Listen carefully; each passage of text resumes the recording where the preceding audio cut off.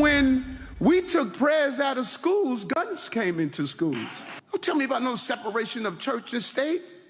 State is the body, church is the heart. You take the heart out of the body dies. I am still a child of God and will always be a child of God, and I want to apologize about being a child of God. All right, New York City Mayor Eric Adams there displaying a moment of spirituality. Adams' new declaration of devotion to his faith that we've heard of publicly has some New Yorkers questioning what he just said. Yeah, not really typical of a, again, liberal-leaning mayor of a major city. He's getting some pushback from the hometown crowd who claim there is a separation between church and state per the First Amendment. This comes as Adams is currently suffering from a low approval rating amid high crime rates in New York City.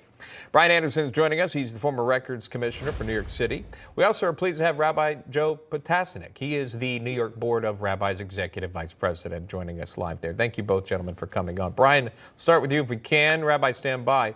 The Daily News writing this op-ed titled God and Adams, What the Mayor Got Wrong About Church and State. So as a New Yorker, you hear the mayor speaking out. How do New Yorkers feel about the mayor focusing in on his faith?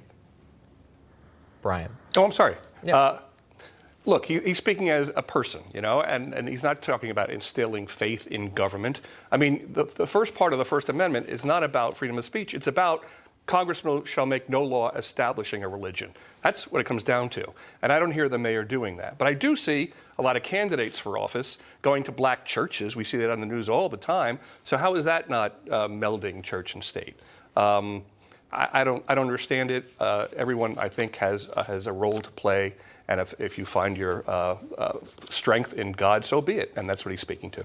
Hey, we always pray for people to be safe when they're walking around New York City streets, and if that means you're praying to a higher power to get you there, all power to you. Rabbi, though, when you think about it, there's a major responsibility as mayor to offer guidance beyond just the spiritual realm to make sure that citizens do have the right to safety and the right to a good education. Is he taking that into consideration here?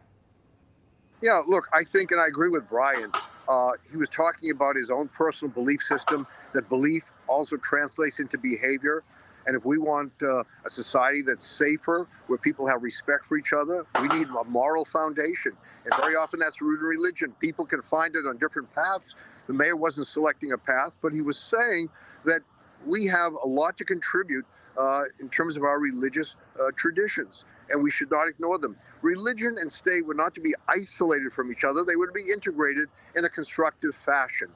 And I would add, by the way, as someone said to me years ago, as long as they give tests in schools, there'll always be prayers. Yeah, great point. We'll leave it right there. We appreciate the time. Brian Andersson, Rabbi Joe Potasnik joining us live